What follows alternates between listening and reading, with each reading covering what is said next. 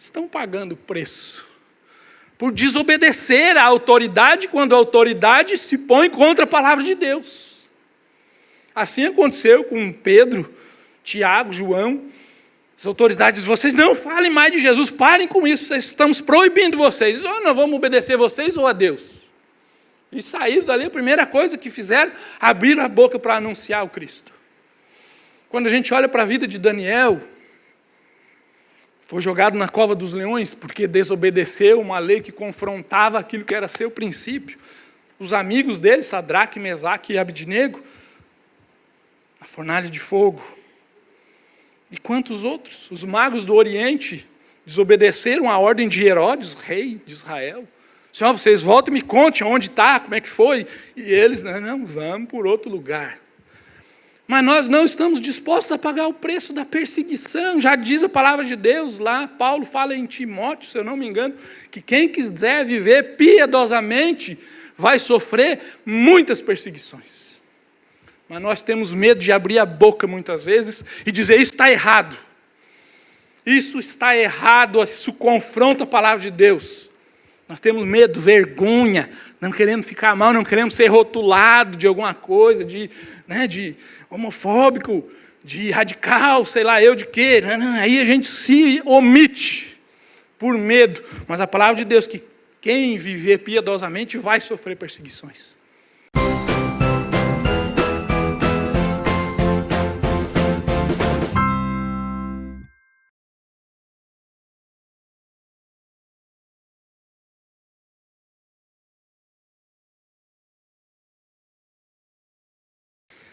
Difícil é discernir no Espírito e do Espírito o que o Senhor quer trazer para nós. E discernir do Espírito aquilo que é o coração da igreja. Como está o coração da igreja. Qual é o que o coração da igreja está guardando, ou o que é que o coração da igreja está guardando e que o Espírito traz. Isso é que tende a ser mais difícil, e algumas vezes mais difícil. De vez em quando Deus faz assim comigo, me deixa assim como é que a gente diz? Tem gente que diz que é o céu de bronze, né? Fica aquela coisa e parece que você está num quarto fechado e não consegue ver nada. E lê, e digo, Senhor, e ora. E aquilo ficava sem um discernimento do que o Senhor queria e de como estava o coração da igreja. Até que eu me lembrei do texto, na verdade não desse, mas um pouco mais adiante aí, o capítulo 33, 34, da reforma que Deus fez, um texto que eu já li em algumas reuniões de oração, comentei alguma coisa, a reforma que o rei Josias promoveu em Israel. Era um tempo terrível em Israel e Josias assume o reinado com 8 anos de idade. E depois de alguns anos, agora não lembro de cabeça, eu fui lá, li esse texto, comecei, e aí eu fui pesquisando, lendo os contextos, procurando algo que no meu coração saltasse. E essa reforma de Josias é uma reforma muito completa. O povo estava completamente tomado, Judá estava com altares dentro do templo de Israel, havia altares nos montes, altares em todos os lugares altos, onde se sacrificava a deuses, a ídolos. E Josias, então, o texto diz que ele começa justamente por estes altares. Nos lugares altos, ele começa a derribar e a destruir isso. E começa, então, a fazer uma reforma dentro do estado de Judá. Reino do Sul. E então, o texto diz que ele disse, olha, nós precisamos dar uma ajeitada no templo, porque o templo de Israel estava totalmente, ele não estava destruído por guerras, mas ele estava abandonado, estava em ruínas. A construção estava inteira, mas estava completamente em ruínas. Ele manda uma comissão que vai até lá. E essa comissão começa ali, leva algumas ofertas, e ele manda que recolha-se prata, para que se entregue aos sacerdotes para reconstruir, se contrate profissionais para reconstruir o templo. E o texto diz que, enquanto eles estavam recolhendo a prata, a prataria que estava no templo ali, jogada e depositada, eles encontram o livro da lei. Estava lá jogado em algum lugar. eles encontraram o livro da lei, escrito por Moisés, e então essa comissão pega esse livro, corre até Josias e dá para ele ler, e lê, na verdade, para ele, e quando ele ouve a leitura do livro, ele não conhecia aquele livro.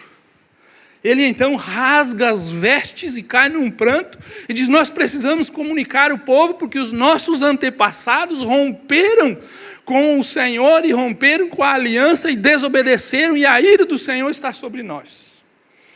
Então ele manda reunir todo o povo, e o povo então se reúne e ele mesmo lê o livro da lei de Moisés, e o povo então se compromete e restabelece a aliança com o Senhor, e então em seguida ele manda sacrificar o cordeiro da Páscoa, trazendo à memória do povo aquela aliança que apontava para a promessa de Jesus Cristo, o nosso cordeiro pascal. Que reforma tremenda, né? Que reforma esse homem fez, e Israel caminhou durante todo o seu reinado em firmeza, porque comprometeu-se em obedecer o Senhor e a sua aliança. E eu li esse texto e fui procurar outras reformas.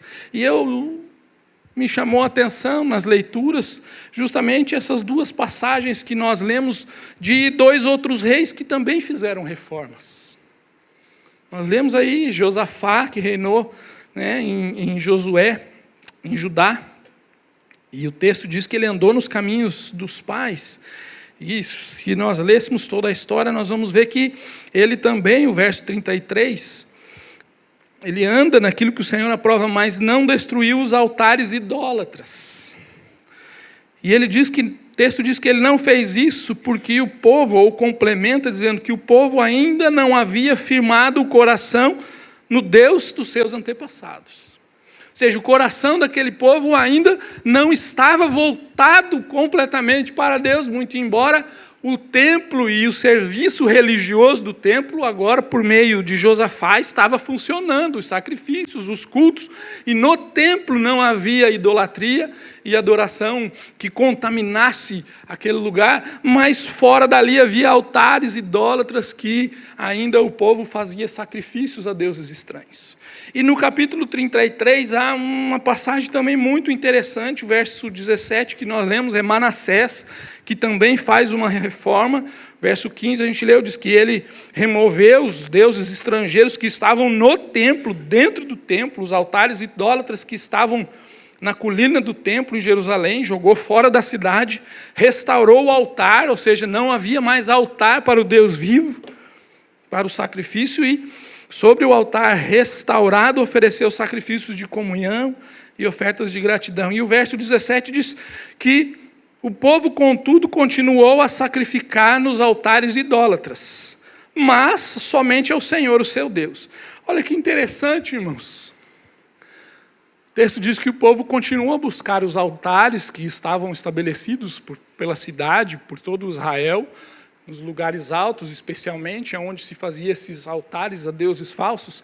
Mas o texto diz que eles sacrificavam ao Senhor, mas em altares que não eram dedicados ao Senhor.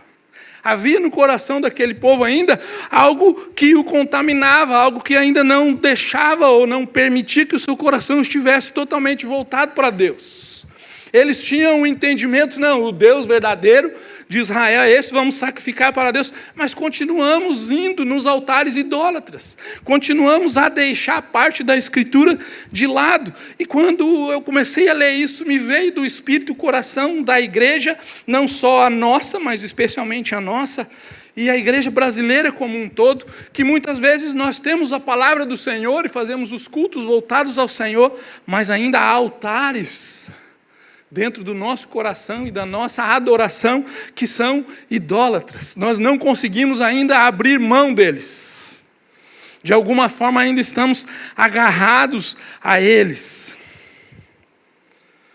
Ainda há ídolos guardados que lutam contra nós, não são ídolos mais de pedra, não são ídolos feitos por mãos humanas, mas são ídolos que nós construímos dentro de nós, muitas vezes na nossa mente, muitas vezes lá no nosso sentimento, nas nossas convicções, que continuamos agarrados e interpretando o mundo e interpretando as coisas de Deus, baseado nos nossos ídolos, nos nossos altares. que não são os altares do Senhor. Não é o altar do sacrifício do Senhor.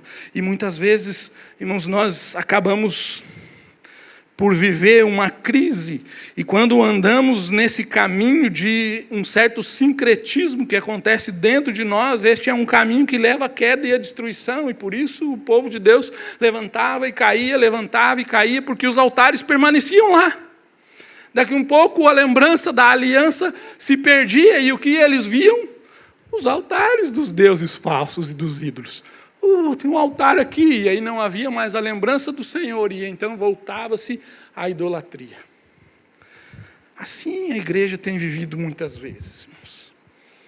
E especialmente nesse tempo onde nós temos vivido algo, pelo menos nesta geração, a minha geração, e creio que a geração anterior a mim também, de uma profunda divisão, de um sentimento de estranheza, muitas vezes, de tudo que está acontecendo, e nós temos um discurso muito bom das coisas de Deus, mas na prática da nossa vida diária ainda há muita idolatria e há altares construídos a deuses do meu coração.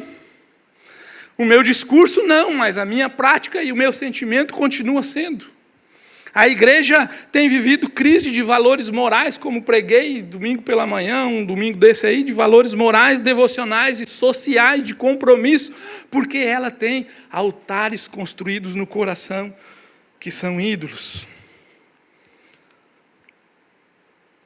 E eu queria propor para você e para mim, nessa noite, que a gente fizesse uma reflexão, um olhar para dentro, com sinceridade, porque a gente levanta muitas vezes uma barreira para que a gente mesmo não se sinta confrontado, mas eu queria que você refletisse sobre esse papel da igreja, papel seu e meu, porque não estamos falando da construção, mas o papel nosso. Qual é o nosso papel? O evangelho, ele é um discurso ou ele é transformação? O que é o evangelho? Ele é feito de um discurso, onde a gente anuncia o evangelho tão e simplesmente, ou ele é feito por transformação? Aí está aí, Romanos 12, que estava aqui para eu ler, já está lá, ó, sem que eu pedisse. Não se amoldem ao padrão deste mundo, mas transformem-se pela renovação das suas mentes. A mente precisa ser renovada. A mente de quem? Do mundo? Não, a minha mente precisa ser renovada. Eu preciso ser transformado e ter uma constante renovação da minha mente, uma constante reflexão movida pelo Espírito, para que então, movido por essa mente renovada, eu seja um agente de transformação no mundo. Porque o indivíduo e o evangelho transforma o indivíduo, mas o indivíduo transformado transforma a sua família.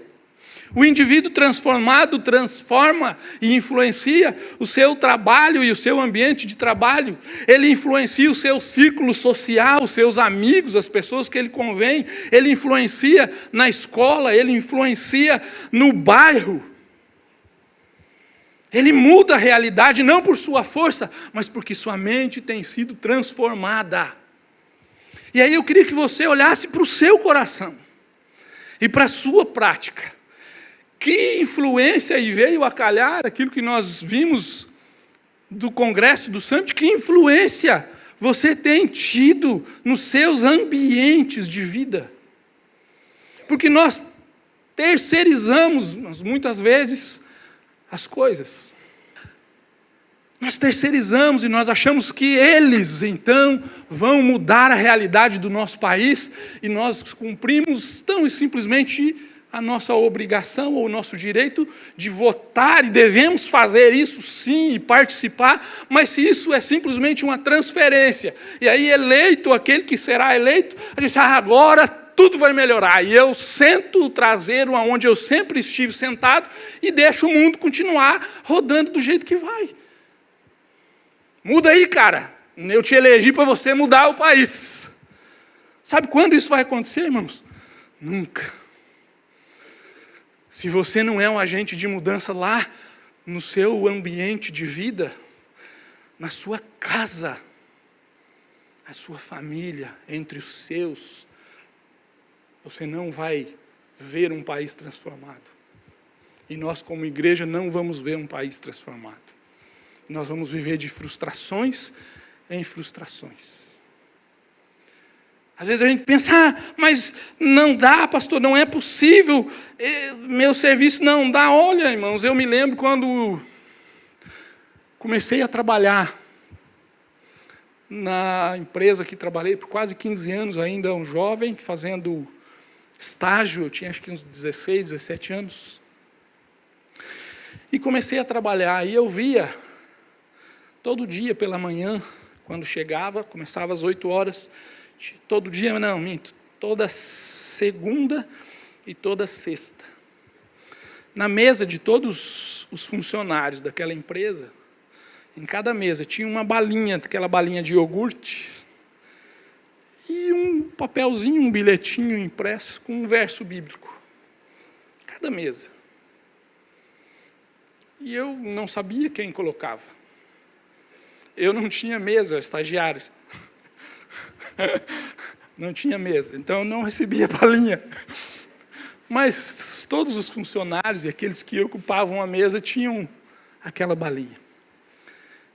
E então eu comecei a trabalhar perto de um final de ano, alguns meses antes, e nós fomos por aquelas confraternizações de final de ano. E então chamaram uma jovem senhora, seus 40 e poucos anos, agora eu sou um jovem senhor, né? Mas chamaram essa mulher para fazer a despedida dela, porque ela estava indo embora, seu marido tinha conseguido um emprego em outra cidade e eles estavam indo embora ali de Curitiba. E então começaram a fazer uma homenagem a ela. Ela era a faxineira do escritório. Ela trabalhava segunda, quarta e sexta. E ela então que deixava aquelas balinhas, eu não sabia, nunca tinha visto, porque ela começava bem cedinho. Ela começava às 6 horas e às 8 horas já tinha ido embora. Ela limpava antes de todo mundo chegar. E tinha aquela balinha. E então as pessoas começaram a dar pequenos testemunhos de como aquelas balinhas com aqueles versículos mudaram a vida delas e transformaram a semana de muitos deles. Uma bala e um versículo de uma mulher que quase ninguém via. Só aqueles que chegavam mais cedo, né, para trabalhar, esses viam e a conheciam.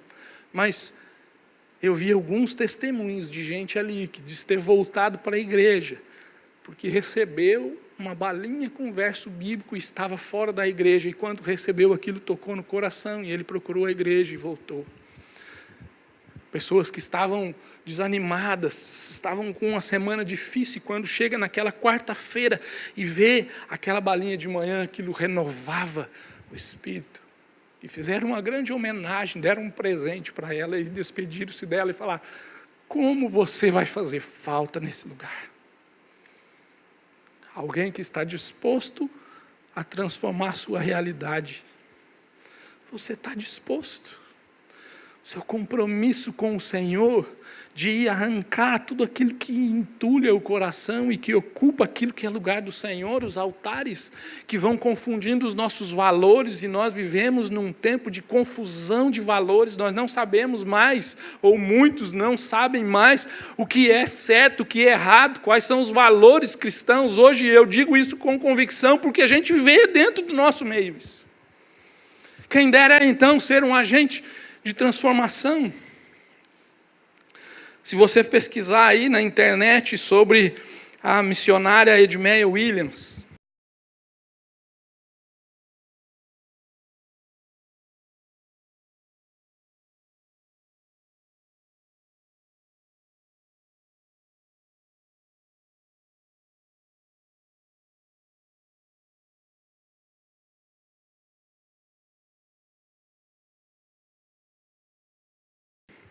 no Rio de Janeiro, uma mulher brasileira, nascida num lugar e num ambiente pobre, não lembro o estado agora, mas foi ainda criança para o Rio de Janeiro, cresceu nas favelas do Rio, se converteu, tornou-se uma missionária e na década de 90 ela entra na favela Dona Marta, no Rio de Janeiro, para anunciar o Evangelho. E ela tinha um sonho, que era formar um coral com crianças ali daquela favela. E era uma das favelas mais violentas do Rio de Janeiro naquela época. O tráfico, como hoje a gente vê as notícias, o tráfico havia tomado conta de tudo, a prostituição, e era o lugar com a maior quantidade de centros espíritas, candomblecistas, umbandistas, do Rio de Janeiro, ali no Morro Dona Marta. E ela aluga uma casa e começa um projeto chamado Casa Marta e Maria. Ela imaginava formar um coral. 10 anos depois, ela tinha ali uma escola, um ambiente de escola, mas como o nosso PEP, com aulas de reforço escolar para as crianças. Com aula de música, com aula de informática, e ela tinha um tempo onde ela conversava com as meninas de 15 anos, num trabalho que ela fazia de acompanhamento com elas. E o Morro Dona Marta, então, naquela época, transformou-se numa referência no Rio de Janeiro, por ser um morro onde a criminalidade caiu a índices assustadoramente baixos para o padrão do Rio de Janeiro, onde o tráfico foi saindo do morro. Mas as meninas ainda se prostituíam. E ela disse, ainda há muito o que fazer e o que influenciar nesse lugar. O que nós temos feito como pessoas? Quando a gente olha para a igreja, lá em Mateus capítulo 5, eu vou ler aqui, você conhece de cor e salteado esse texto, mas se quiser acompanhar, Mateus 5, verso 13, diz assim, Jesus no Sermão do Monte: vocês são o sal da terra, mas se o sal perder o seu sabor, como restaurá-lo? Não servirá para nada, exceto para ser jogado fora e pisado pelos homens. Vocês são a luz do mundo. Não se pode esconder uma cidade construída sobre um monte. E também ninguém acende uma candeia e a coloca debaixo de uma vasilha. Ao contrário, coloca-a no lugar apropriado e assim ilumina a todos os que estão na casa.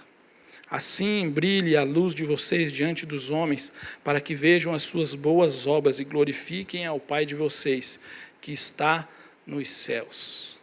Mas quais são as nossas obras? De que forma você tem sido sal nessa terra, luz nessa terra?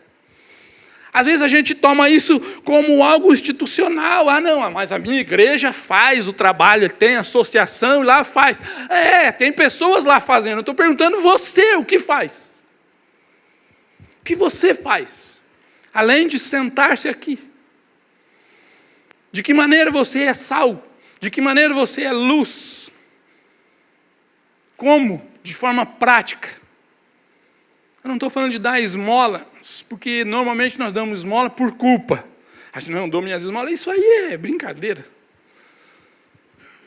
Que você tem investido da sua vida para ser e cumprir esse papel profético da igreja, de ser um sinal que condena o pecado, que anuncia a salvação, mas que também é instrumento de preservação dos valores da sociedade. Que resiste ao mal, para que os valores absolutos de Deus permaneçam sendo os valores de uma sociedade. E você já sabe a resposta, e eu só estou basicamente repetindo o que o pastor Silas pregou semana passada. Se a nossa sociedade está como está, é porque nós não temos feito aquilo que era o nosso papel fazer. E aí a gente vê, mais uma vez, o discurso, mas não vê a transformação da mente. Porque a igreja continua vivendo, e muitos que têm pregado essa transformação do país, muitos que têm anunciado, brigado, continuam vivendo a sua vida de miséria moral. E você sabe o que é miséria moral. De prostituição, de roubo, disfarçado, de jeitinho. Mas o discurso, esse está bonito. Esse está 10, está joia. Mas o que temos feito? Papel da igreja social. Jesus, quando distribui os pães, antes disso diz para os discípulos, dai-lhe vós de comer. É papel da igreja olhar para as pessoas, sempre foi papel de Israel, olhar para os pobres, para as viúvas, para aqueles que estavam sofrendo, e ser instrumento de justiça social no meio em que vive, mas a gente quer que o governo faça isso. Seja qual for. Terceirizamos. Sempre. A gente terceiriza na igreja, mas a gente dá o dízimo, não, a igreja tem que fazer aí. Estou dando meu dízimo, minha oferta para vocês fazerem as coisas. Terceirizando, pagamos um serviço social, um serviço religioso, para que se cumpra algo que eu entendo que não é meu. Quero dizer para você que não existe terceirização no reino dos céus. Ou você faz, ou você não é sal, você não é luz. A gente paga alguém para fazer as coisas por nós. E aqui na igreja a gente gosta de fazer isso. De terceirizar ou se omitir. Irmãos, nós temos um ministério, e eu quero só que você lembre disso e pense. Ministério de pais e filhos. Que tem sido um instrumento poderoso de Deus. Para a sociedade. Foi na minha vida. Tem sido na vida do Yuri e do Márcio, porque conversamos. Mas onde estão os homens dessa igreja? Porque a sociedade está vendo a necessidade. E o retiro último foi feito com menores infratores. Quem estava lá? O Márcio e o Yuri. Cadê os homens? Não, eu vou ajudar nisso aí. Estou junto com vocês. Isso é um instrumento, eu preciso participar. Não estou dizendo nem dos pais, eu estou dizendo dos homens. Os pais está pior ainda. Não vão mesmo. Ah, é caro, pastor? É caro. Caro. É bem caro mesmo. Se você acha caro, não vá mesmo. Porque não vai ser bom. Porque se investir na transformação da vida do seu filho é caro, e você não sabe o quão caro é para a vida do Yuri e do Márcio estarem lá se dedicando. E eu não estou aqui falando para exaltar eles, eles deviam estar aqui até querendo se esconder. Pelo contrário. Mas também a gente precisa falar daquilo que é feito e daquilo que não é feito. Nós temos um ministério infantil na igreja. Sabe quantos homens dão aula no ministério infantil? Simone me passando a cola, que tem um e às vezes o Marcel ajuda. Isso é coisa de mulher, né? Ensinar o caminho que as crianças devem andar é coisa de mulher, não é? Aonde está na Bíblia isso aí que é coisa de mulher? São os altares idólatras. Se você pôs no teu coração isso, não tem quem tire. Ah, não, isso aí não. Criança é coisa de mulher. É coisa de mulher. Por isso que os filhos estão tudo ficando mulherzinha. Que é coisa de mulher. Por isso as famílias estão como estão. Onde estão os homens dessa igreja? Como você tem investido nos seus filhos? O que você tem investido no seu casamento? O que você tem investido lá no seu trabalho? De que maneira você tem sido agente de transformação?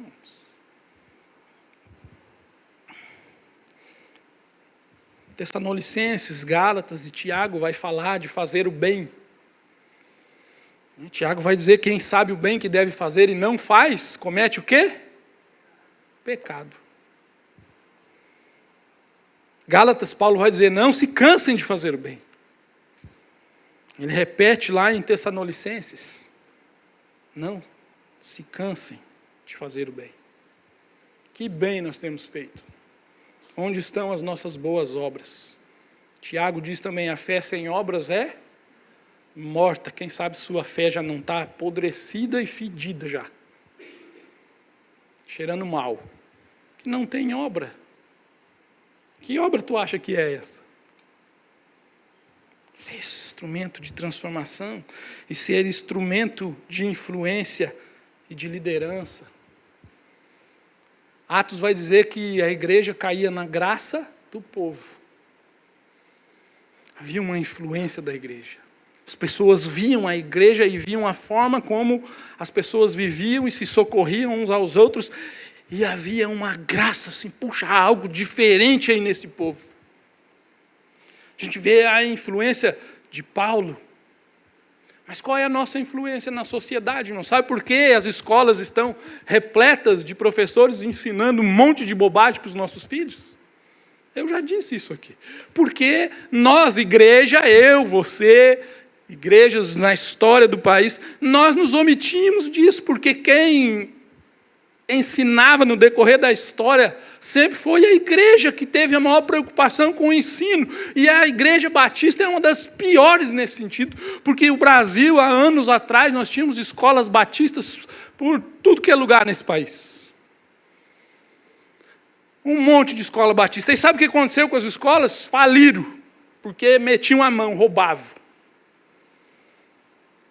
E aí chega uma hora e diz, não, isso não é mais um bom instrumento de evangelização. Isso era para consolidar o nome, já está consolidado, então não vamos mais abrir escolas. E então as escolas foram fechando, faliram, e hoje você conta aí nos dedos da mão, talvez de uma mão, as escolas batistas no Brasil. Por que o país chegou ao ponto que chegou? Porque a maldade está crescendo. Não, porque a igreja está se encolhendo. Porque a igreja está se omitindo. Porque eu e você estamos nos omitindo. Porque a igreja não, ou perdeu sua vocação de ensino, de ensinar. Perdeu. E aí a gente olha para os conselhos, e há tantos conselhos, eu tinha até pesquisado, acho que são 37, uma coisa assim. Conselhos, há conselhos municipais, como o Conselho da Criança e do Adolescente, conselho que fala, né? Criança, do adolescente. Há aí os conselhos de direitos humanos. Vai lá ver, irmãos, quem é que está lá. Vai ver. Quem é que domina os conselhos? Por que o recursos humanos está do jeito que está? Porque nós não estamos lá. Simples.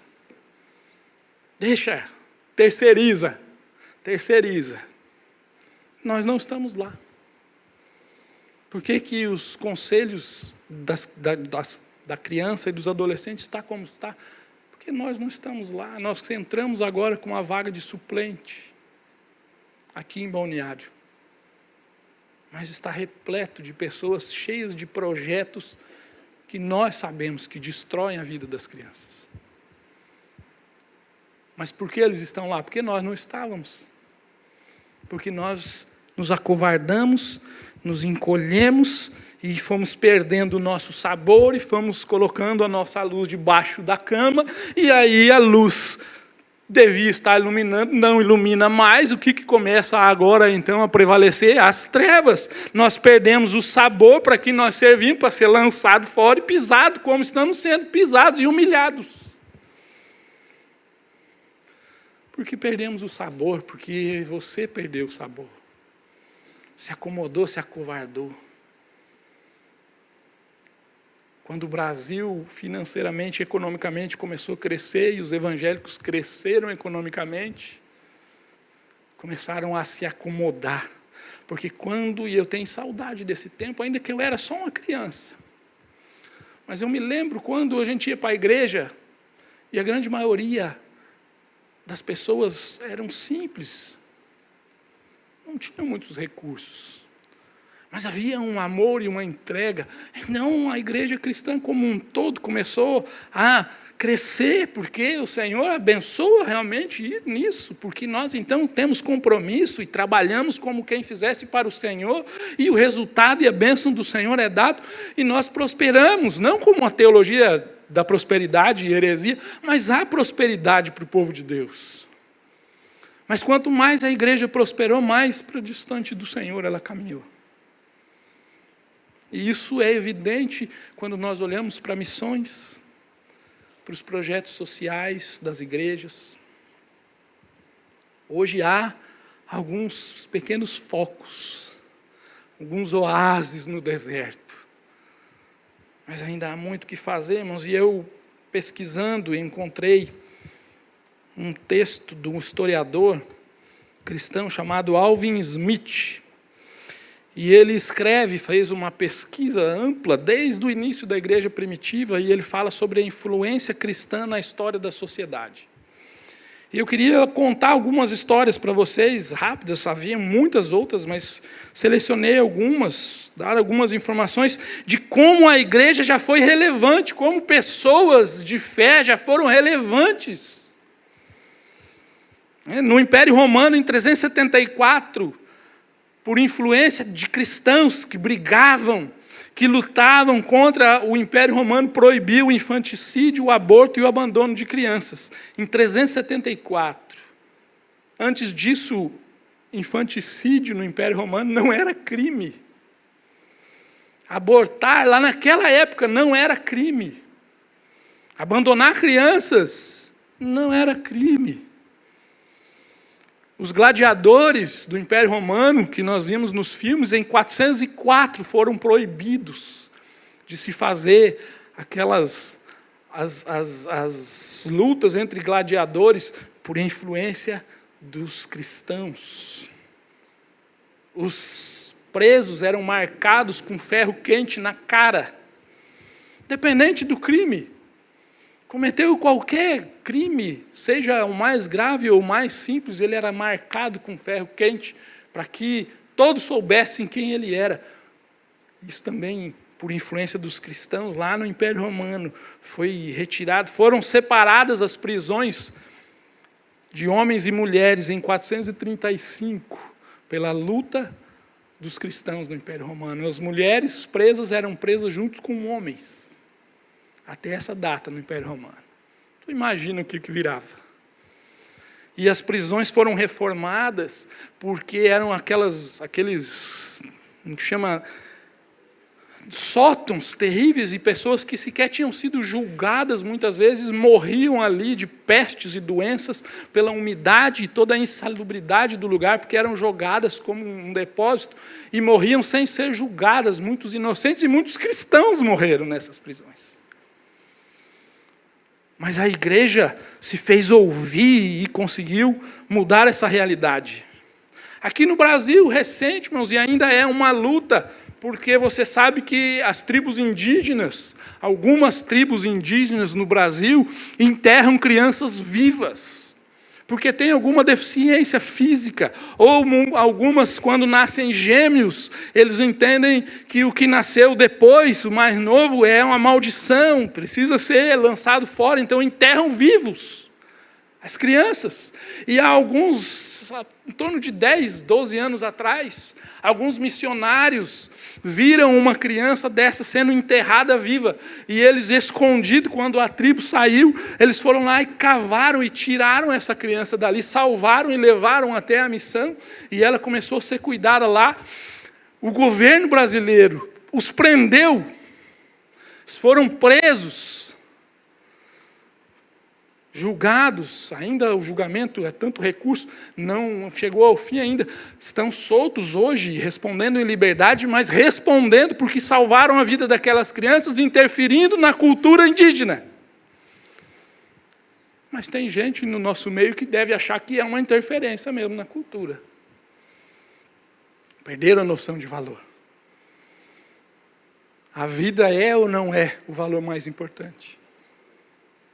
É ou não é?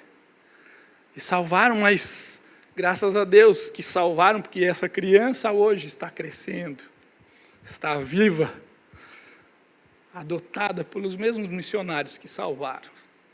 Mas estão pagando preço por desobedecer à autoridade, quando a autoridade se põe contra a palavra de Deus. Assim aconteceu com Pedro, Tiago, João.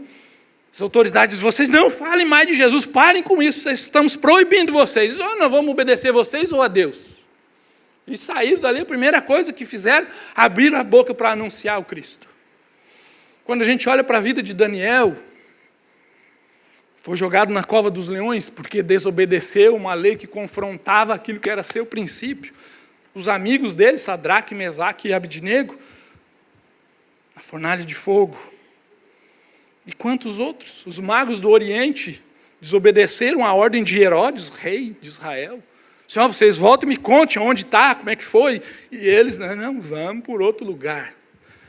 Mas nós não estamos dispostos a pagar o preço da perseguição. Já diz a palavra de Deus lá, Paulo fala em Timóteo, se eu não me engano, que quem quiser viver piedosamente vai sofrer muitas perseguições. Mas nós temos medo de abrir a boca muitas vezes e dizer, isso está errado. Isso está errado, isso confronta a palavra de Deus. Nós temos medo, vergonha, não queremos ficar mal, não queremos ser rotulado de alguma coisa, de homofóbico, de radical, sei lá eu de quê. Aí a gente se omite por medo. Mas a palavra de Deus, que quem viver piedosamente vai sofrer perseguições.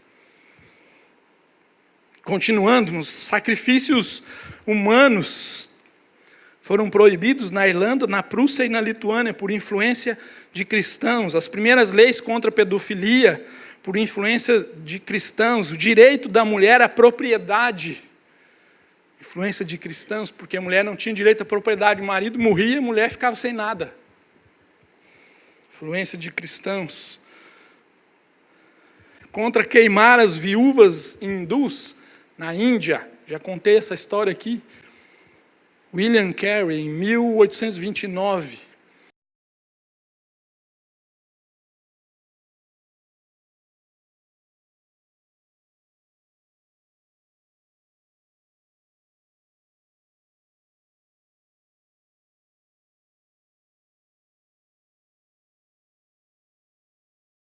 As mulheres hinduístas, quando seu marido morria, elas eram lançadas, e a cultura hinduísta é de cremação, então o homem era cremado e as mulheres eram lançadas vivas, queimadas vivas com os maridos mortos. Isso foi proibido pelo Império Britânico, que ainda dominava a Índia nessa época, por influência de William Carey, que correu toda a Inglaterra e foi no parlamento, discursou, falou com pessoas, trouxe fotos, testemunhos. Isso foi proibido em 1829. Por conta de um homem, que olhou e disse, isso afronta a minha fé e o meu Deus, eu não posso me calar e deixar que isso continue acontecendo. Contei uns 2 domingos atrás sobre a Amy Carmichael.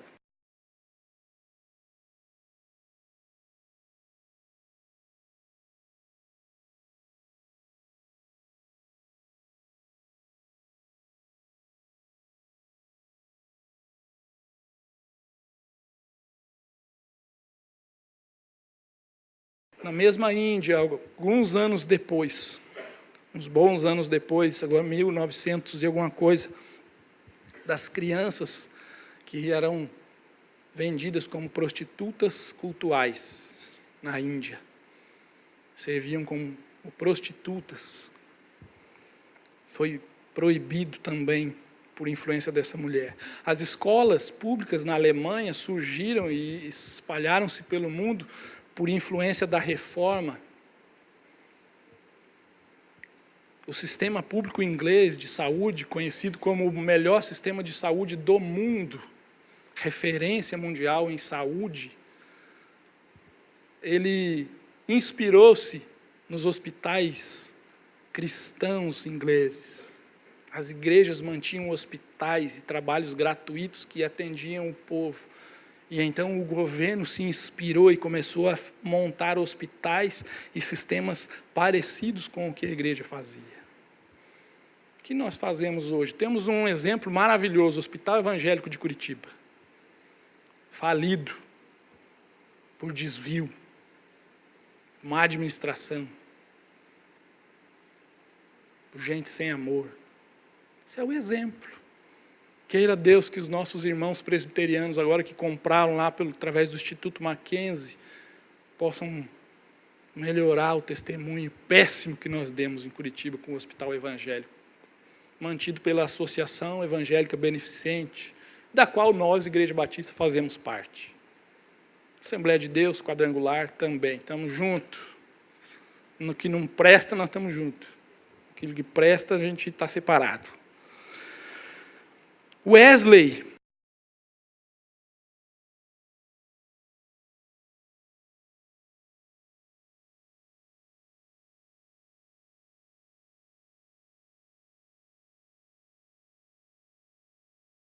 Em 1750, durante a Revolução Industrial, as crianças trabalhavam até 16 horas por dia nas minas de carvão e não eram alfabetizadas.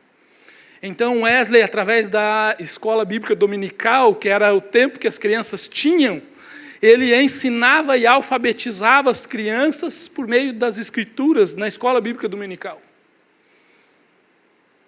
Até que foi proibido o trabalho de crianças muitos anos, e algum tempo após a morte de Wesley, porque ele também defendeu essa bandeira. Mas ele alfabetizou, e essa geração de crianças não ficou à margem da sociedade, porque aprendeu a ler e a escrever e a buscar aquilo que era por direito delas, porque teve um homem que as amou e diz, mas não é possível que elas fiquem 16 horas por dia dentro de minas de carvão. Olham a realidade e dizem, não posso ficar calado, não posso ficar parado, eu tenho que fazer alguma coisa, eu preciso agir. A gente vê o grande nome. Troca. Na Inglaterra, William Wilberforce, pastor. Martin Luther King, mais conhecido de quase todos nós, um pastor batista, tem exemplo bom batista também, graças a Deus. Martin Luther King, os direitos civis dos negros americanos, foi a sua grande luta por anos e anos, e até hoje é o grande nome da conquista dos direitos civis dos negros americanos, que não podiam frequentar as mesmas escolas, não tinham direito de frequentar os mesmos lugares, tinham outros direitos civis que lhes era negado. Mas ele foi sal, foi luz. Mas hoje a gente vê uma igreja, irmãos, adocicada. Água com açúcar. Que quer apaziguar os ânimos, apaziguar o coração. Mas uma igreja que, de tanta vergonha, ficou sem vergonha. Não tem coragem para mais nada. E aí alguém diz, o Estado é laico. É laico, não é laicista. Por ele ser laico, eu posso falar a respeito dos meus valores, daquilo que eu acredito. Assim como qualquer outro pode falar dos seus valores, da sua ideologia, dos seus filósofos, do que ele quiser. Eu posso falar dos valores que eu defendo como valores inegociáveis. Mas nós nos calamos e queremos que o mundo seja transformado por meio de um voto. Irmãos, meu coração fica tremendamente entristecido. Também por isso foi difícil essa mensagem, porque ela me abateu muito. Ela me machucou demais de ver a minha própria miséria, de ver a miséria nossa. De ver como nós estamos completamente entregues ao curso desse mundo, como Paulo diz. E para terminarmos, eu li o testemunho de um missionário e teólogo mexicano, na cidade do México, Lítico. Ele começou um trabalho numa das favelas mexicanas, onde havia tráfico e a prostituição muito forte. E ele conta a história de que uma família toda se converteu. Ele começou a acompanhar essa família. E ele precisou fazer uma viagem, ficar alguns meses fora. E quando ele voltou, a jovem, uma menina jovem dessa família, ela tinha entrado na prostituição, ela não se prostituía antes. E ela tinha entrado na prostituição. Ele, quando chegou, se assustou e foi lá falar com ela. E ele disse: mas o que foi que aconteceu? Eu sei que quando você creu lá atrás foi algo real e verdadeiro. Eu sei disso. Por que você agora entregou-se à prostituição? Ela disse: mas pastor, vieram homens aqui, estupraram a minha avó. E eles falaram que se eu não trabalhasse para eles como prostituta, eles viriam aqui diariamente, dia após dia, estuprarem. Meu Deus, estuprarem. Estrupar é triste, né? Mas estuprarem a minha avó. E o pastor: não, mas você não pode aceitar isso. Vamos às autoridades. Vamos procurar a polícia, vamos procurar socorro. Ela disse: pastor, quem você acha que veio aqui estuprar a minha avó? Foram as autoridades, foi a polícia. Irmãos, eu não estou trazendo essa história do México para dizer que no Brasil é assim, mas ela é apenas um exemplo que eu li. A gente sabe que existe também algumas semelhanças no Brasil, não generalizando, porque a grande maioria dos policiais são homens honrados e que põem a sua vida em risco por nós. Mas existe algo que a palavra de Deus nos diz, que as estruturas sociais, elas são dominadas pelo Deus deste século. Que a nossa luta, diz em Efésios, não é contra carne ou sangue, mas contra potestades e principados, espíritos dominadores. E esses espíritos agem nas instituições, nos sistemas. E então nós temos que lutar, conforme diz a palavra de Deus, por meio da oração.